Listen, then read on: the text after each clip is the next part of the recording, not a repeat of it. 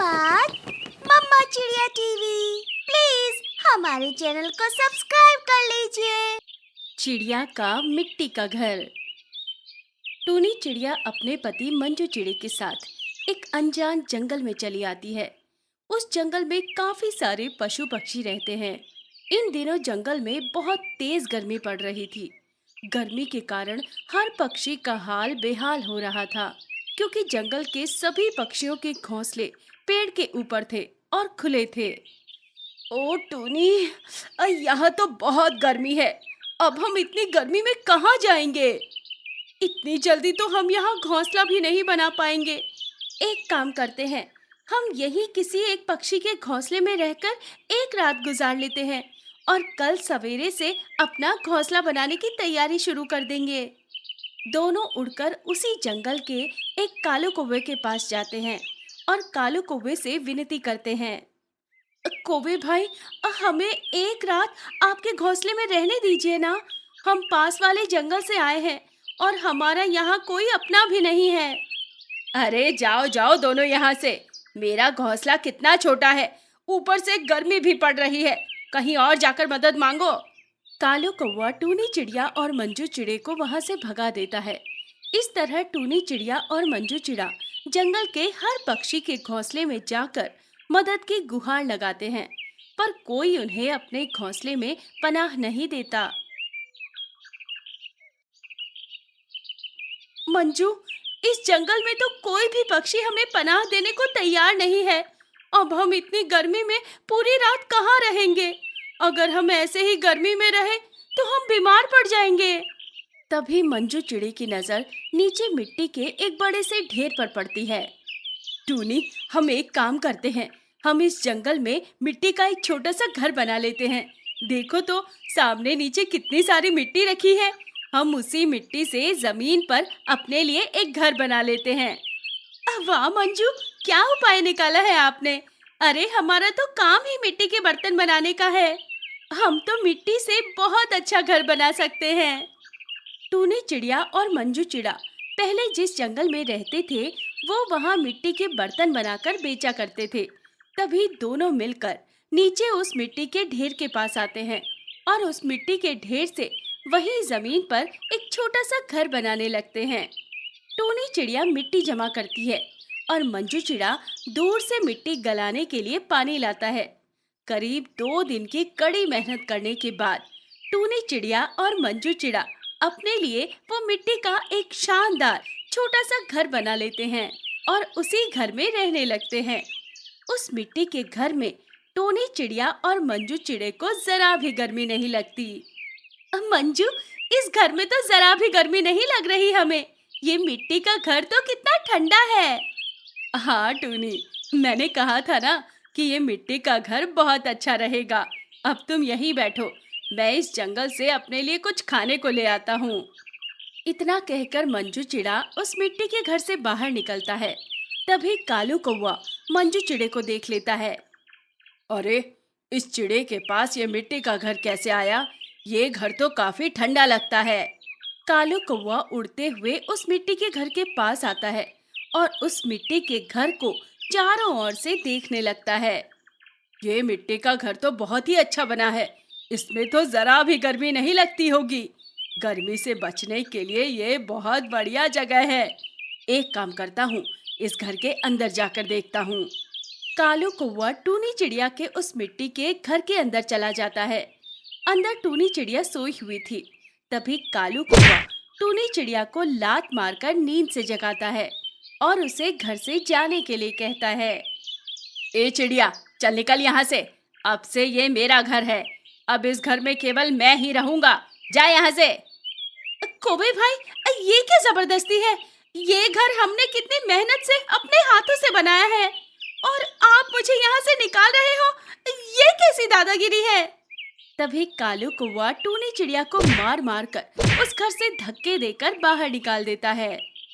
कौवे भाई, ऐसा मत कीजिए। ये घर हमने बड़ी मेहनत से बनाया है।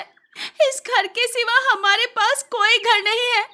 आपके पास तो आपका घोंसला है, आप वहीं जाकर रहिए ना। चिड़िया, तू मेरे घोंसले में जाकर रह। अब से ये मिट्टी का घर मेरा है। अब से मैं इसमें रहूंगा। जा निकल यहाँ से, वरना मार मार कर तेरी हड्डी तोड़ दूंगा मैं। एक बड़ा पक्षी होने के नाते कालू कौवा टूनी चिड़िया को धमकी देकर वहां से भगा देता है। टूनी चिड़िया रोते रोते एक पेड़ की डाली पर जाकर बैठ जाती है। तभी थोड़े समय बाद मंजू चिड़ा उड़ते हुए टूनी चिड़िया के पास आता है। मंजू चिड़े को देखकर टूनी चिड़िया रोते रोते मंजू चिड़े को उस कौवे की हरकत के बारे में बताती है। ये क्या जबरदस्ती है? ऐसे कैसे कोई हमारे घर पर कब्जा कर सकता है? उस कौवे को तो मैं अभी सबक सिखाता हूँ। मंजू चिड़ा उड़ते हुए अपने उस मिट्टी के घर के पास आता है और कालू कौवे से बहस करने लगता है।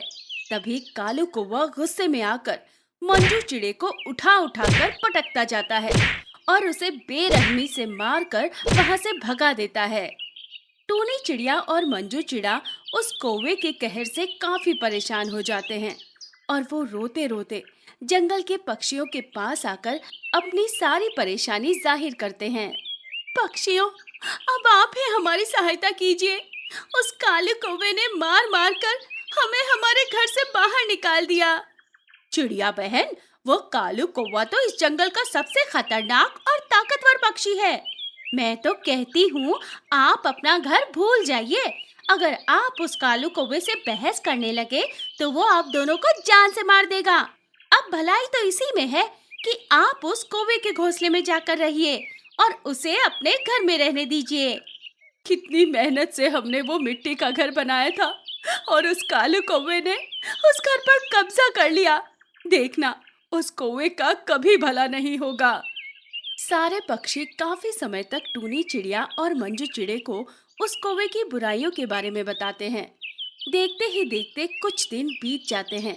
टूनी चिड़िया और मंजू चिड़ा अब दोनों कालू कौवे के खुले घोंसले में गर्मी में रहने लगे और कालू कौवा शान से गर्मी से बचकर टूनी चिड़िया के उस मिट्टी के घर में आराम से रहने लगा। एक दिन अचानक जंगल में तेज तूफानी बारिश शुरू हो जाती है और बारिश के कारण कालू कौवे का मिट्टी का वो घर पूरा टूटकर कालू कौवे के ऊपर गिर जाता है, जिसके बाद कालू कौवा उस मिट्टी के नीचे पूरी तरह से फंस जाता है और जोर जोर से चिल्लाते हुए पक्षियों से मदद की गुहार लगाता है। ओ बचाओ! अरे पक्षियों, मुझे बचाओ! मैं इस मिट्टी के नीचे फंस चुका हूँ। बचाओ मुझे! कालू कौवे को देखकर कोई भी पक्षी उसकी मदद करने नहीं आता और कालू कौवा उस मिट्टी के नीचे फंसकर तड़पने लगता है। तभी ये देखकर टूनी चिड़िया और मंजू चिड़ा तेजी से उड़ते हुए कालू कौवे के पास आते हैं और फटाफट उसके शरीर से वो मिट्टी का ढेर हटाने लगते हैं। काफी संघर्ष करने के बाद टूनी चिड़िया और मंजू चिड़ा कालू कौवे को उस मिट्टी के नीचे से निकाल लेते हैं और जैसे तैसे कालू कौवे की जान बच जाती है। ये देखकर कालू कौवे की आंखों में आंसू आ जाते हैं। आपका बहुत बहुत धन्यवाद चिड़िया बहन।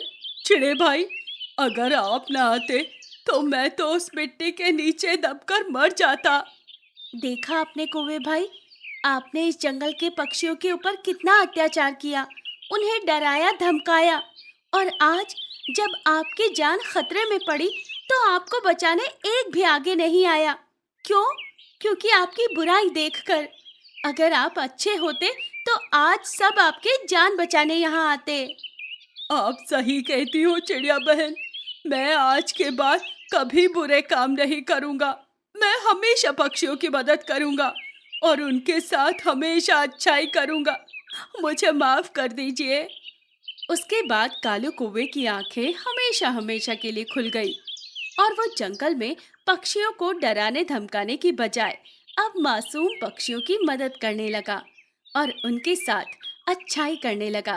तो देखा बच्चों आपने, अच्छाई का नतीजा हमेशा अच्छा ही होता है और बुरे काम का नतीजा हमेशा बुरा ही होता है।